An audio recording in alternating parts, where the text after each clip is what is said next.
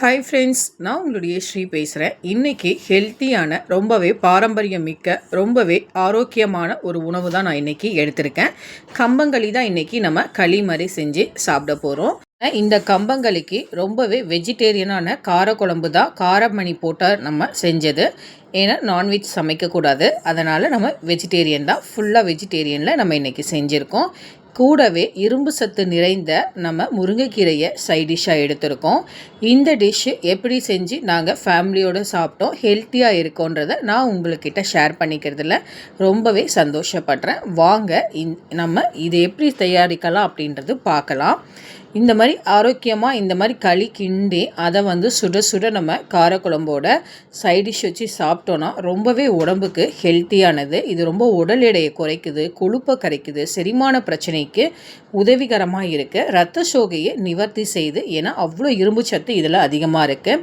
சர்க்கரை வியாதி இருக்கிறவங்களுக்கு குளுக்கோஸோட அளவை குறைச்சி சர்க்கரையை கண்ட்ரோலாக கொண்டு வர வைக்குது. அதிக ஆற்றல் தர உணவில் இந்த கம்பங்களி இடம்பெறுது. வைட்டமின் சத்து ப்ளஸ் தாது உப்புக்கள் நிறைஞ்சிருக்கு. அவ்வளவு சத்து நிறைந்த இந்த கம்பங்களியை நாங்கள் இன்றைக்கி ஃபேமிலியோடு என்ஜாய் பண்ணோம். நீங்களும் இதை மறக்காமல் செஞ்சு பாருங்கள். இந்த டிஷ் எப்படி இருந்ததுன்னு மறக்காமல் எங்களுக்கு ஷேர் பண்ணுங்கள், கமெண்ட் பண்ணுங்கள். நம்ம சேனலை மறக்காமல் சப்ஸ்கிரைப் பண்ணிவிடுங்க. வாங்க, 1 கிலோ கம்பு எடுத்திருக்கேன். நல்லா 1/2 மணி நேரம் ஊற வச்சு நல்லா அரைச்சி பவுடர் மாதிரி மிக்ஸ் பண்ணி வச்சுருக்கேன். பாருங்கள், இதை நல்லா மிக்ஸ் பண்ணிக்கலாம். நல்லா மிக்ஸ் பண்ணிட்டதுக்கப்புறம் இந்த கம்பங்களி கம்பு பவுடர் ஒரு 3 டம்ளர் அளவுக்கு நான் எடுத்துக்கிறேன். 3 டம்ளர் அளவுக்கு எடுத்து ஒரு ஹாட் வாட்டர் சுடு தண்ணியில் ஒரு 7 டம்ளர் அளவுக்கு தண்ணி ஊற்றிடுறேன். நல்லா மிக்ஸ் பண்ணிக்கலாம். உப்பு தேவையான அளவுக்கு நம்ம போட்டுடலாம். உப்பு தேவையான அளவுக்கு போட்டு நல்லா மிக்ஸ் பண்ணிக்கலாம்.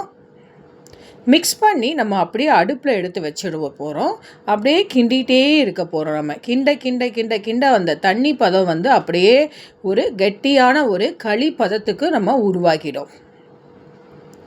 பாருங்கள், நான் 1 பை 1 சொல்கிறேன், அப்படியே நீங்களும் நோட் பண்ணிக்கோங்க. அப்படியே அடுப்பில் எடுத்து இப்போ நல்லா மிக்ஸ் பண்ணிக்கலாம். இப்போ தண்ணி ஒரு 7 டம்ளர் அளவுக்கு நம்ம ஊற்றிருக்கோம். 3 டம்ளர் பவுடருக்கு 7 டம்ளர் அளவுக்கு தண்ணி ஊற்றிருக்கோம். இந்த களிக்கு தேவையான அளவுக்கு நான் உப்பு மிக்ஸ் பண்ணியிருக்கேன்.